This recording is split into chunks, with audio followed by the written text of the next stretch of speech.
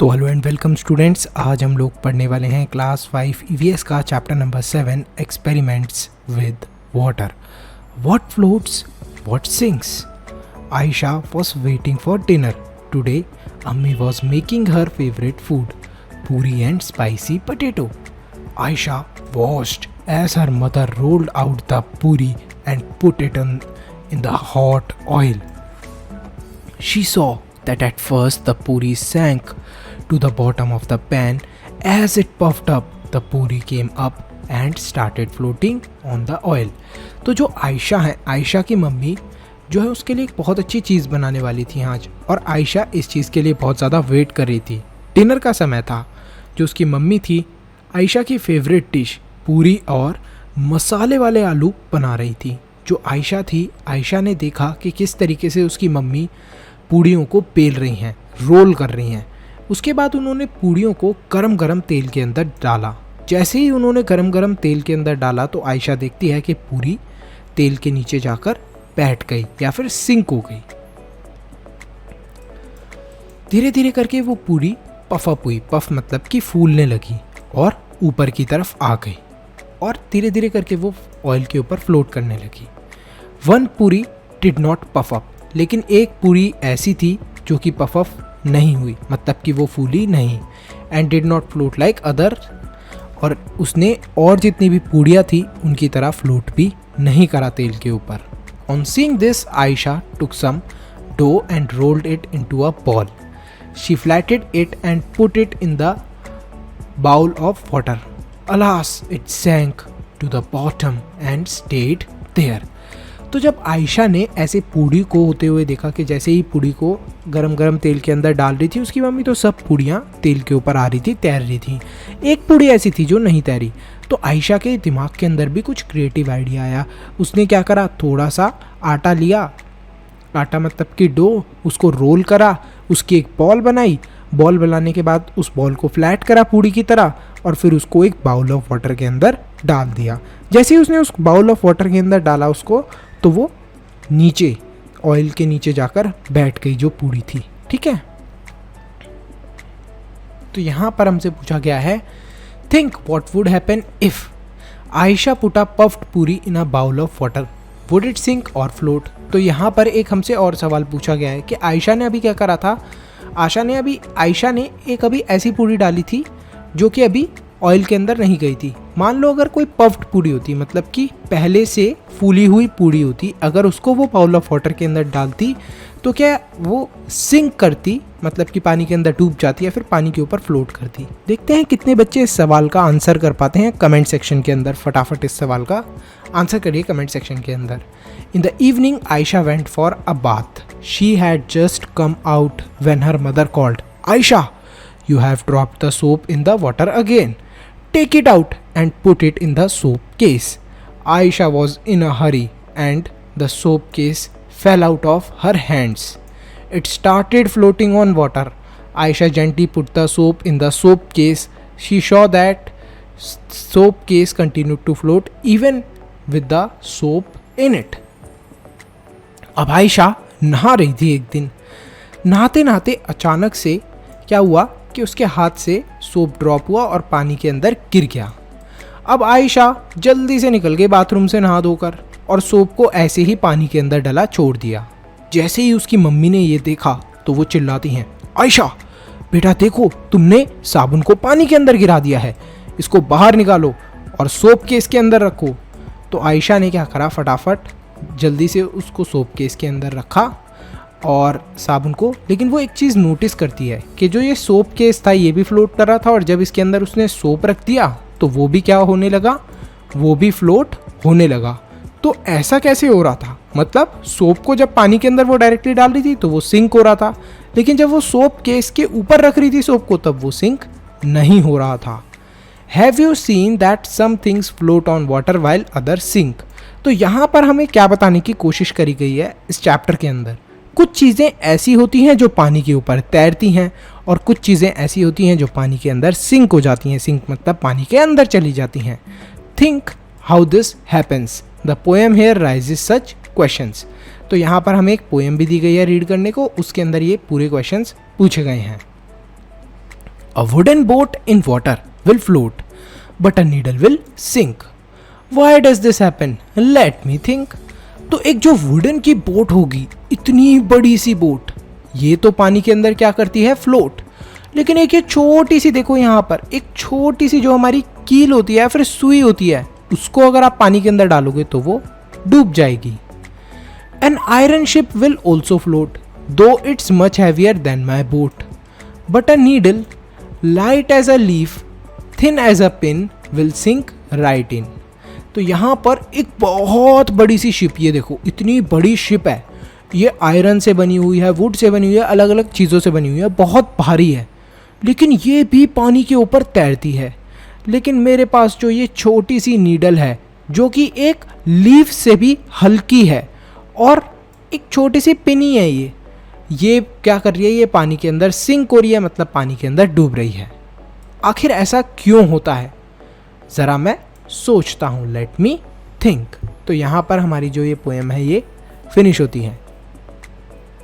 Next, is it magic when Aisha woke up in the morning, अम्मी had fever, अब्बू made some tea and went to give medicine to अम्मी, he told Aisha you boil eggs, also put some salt in the water.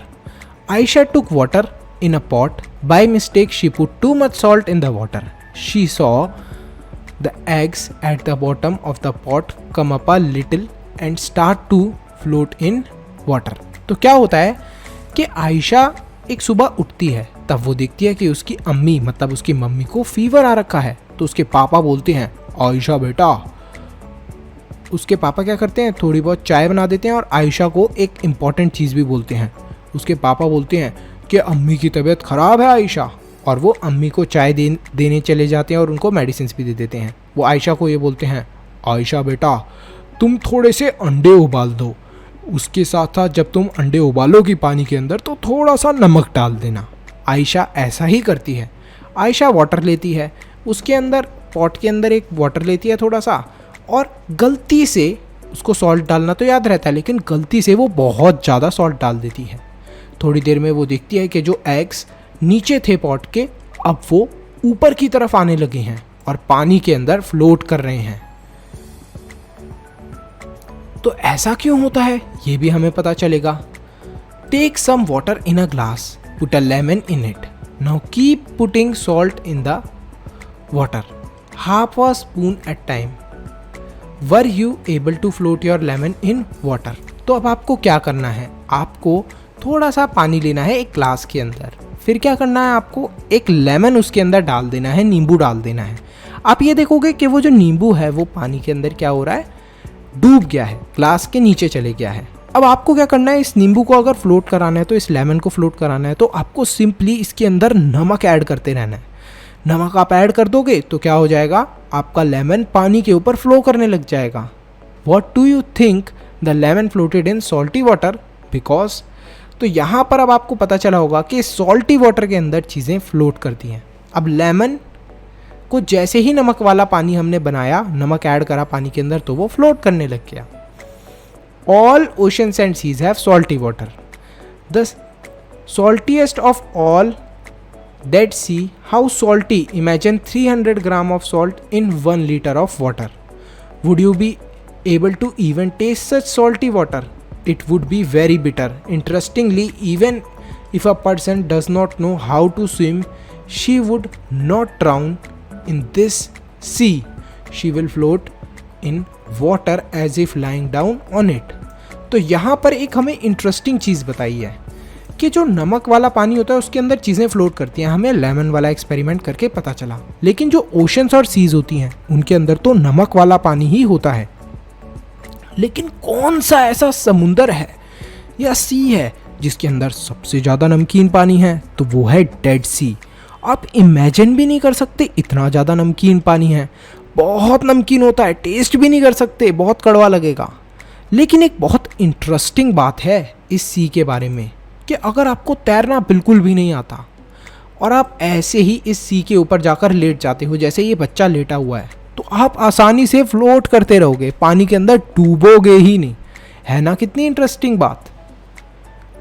What dissolves what does not, तो क्या चीज़ dissolve होती है, मतलब क्या चीज़ पानी के अंदर घुलती है और क्या चीज़ नहीं घुलती। One Sunday Aisha's cousin brother Hamid came to her house to play. As soon he came, he asked his aunt to make his favorite shakarpara, a sweet dish.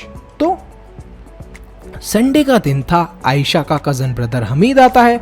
वो बोलता है आंट से, अरे आंट तुम्हारे हाथ की शक्करपारे मुझे बहुत पसंद है, प्लीज़ वो बना दीजिए। तो अम्मी बोलती हैं, let me come back from the market then I will make some from you. तो वो ये बोलती हैं कि मैं तुम्हारे लिए बना तो दूंगी, लेकिन अभी मुझे मार्केट तो जाने दो, मार्केट से आने तो दो। Why don't you help me, take 2 glass of water and put a bowl of sugar in it, mix it till it dissolves. Hamid thought, let me finish this work fast then I will watch TV. तो क्या होता है कि तभी aunty जो होती हैं वो हमीद को बोल देती हैं, आंट जो होती है हमीद की, कि एक काम करो बेटा, तुम मेरे लिए एक छोटा सा काम कर दो, ठीक है, मेरी हेल्प कर दो।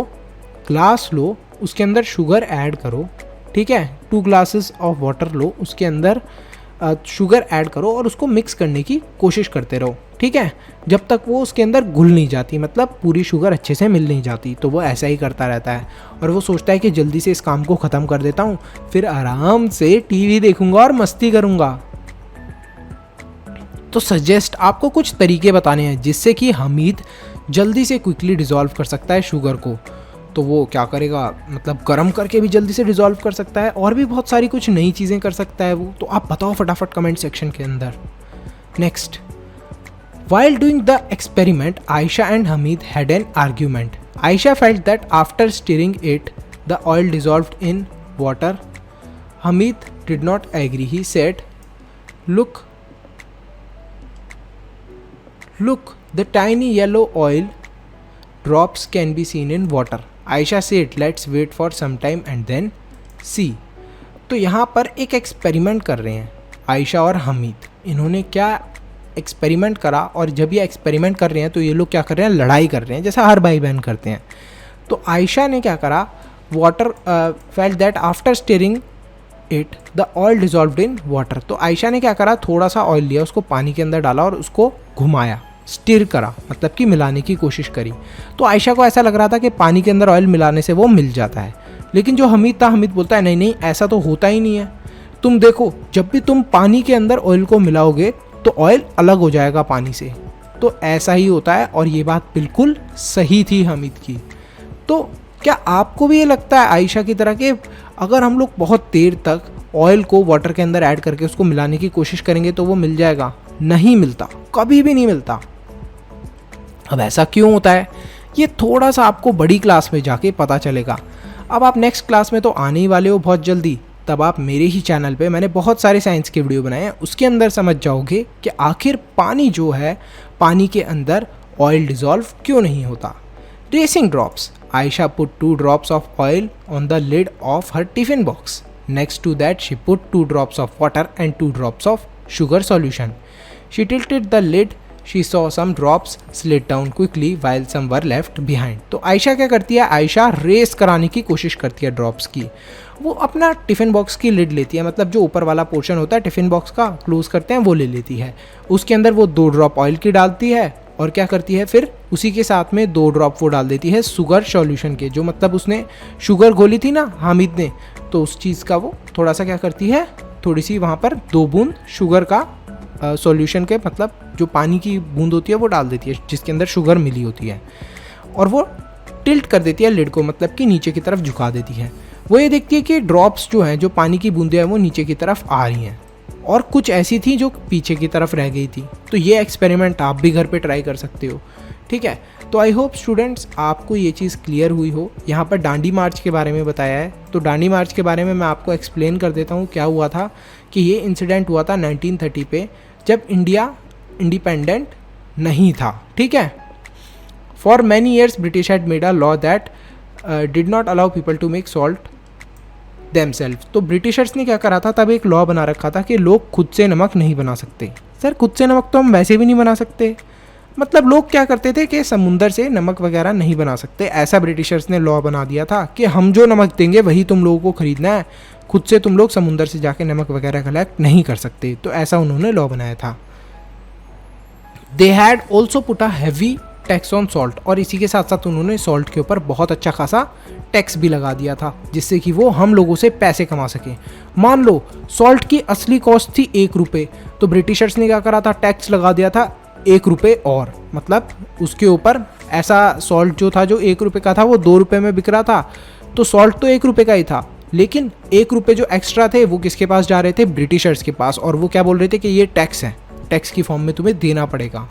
How can anybody live without salt, Gandhi ji said. How can a law not allow us to use freely what nature has given. तो यहाँ पर गांधी जी को गुस्सा आया। गांधी जी बोलते हैं कि सॉल्ट तो समुंदर के अंदर मिल जाता है, हर जगह प्रेजेंट है, और हम लोग सॉल्ट के बिना रह भी कैसे सकते हैं, तो ऐसा कैसा लॉ बना सकते हैं ब्रिटिशर्स। मैं इनका लॉ नहीं मानने वाला और मैं नमक को कलेक्ट करने वाला हूँ। Gandhi ji with several other people went on a yatra long walk from Ahmedabad to Dandi sea shore in Gujarat to protest against this law. तो गांधी जी क्या करते हैं, बहुत सारे लोगों को बोलते हैं क्या ये चीज़ हो रही है ये गलत है, तुम लोग मेरे साथ चलो। और वो अहमदाबाद से डांडी सी शोर, डांडी सी शोर क्या था, मतलब समुंदर का किनारा था, उस जगह का नाम था डांडी। तो वहाँ पर एक गुजरात के अंदर जगह है, वहाँ पर ये गए थे और सब लोग इनको फॉलो करते हैं। तो यहीं से हमारा जो पूरा इंसिडेंट है इसे ही हमने बोला है डांडी मार्च। बहुत फेमस इंसिडेंट है ये। Do you know how salt is made, क्या आपको पता है कि सॉल्ट कैसे बनता है। The sea water is collected in a shallow beds dug in the sand, water is allowed to dry in the sun, after the water dries the salt remains on the ground.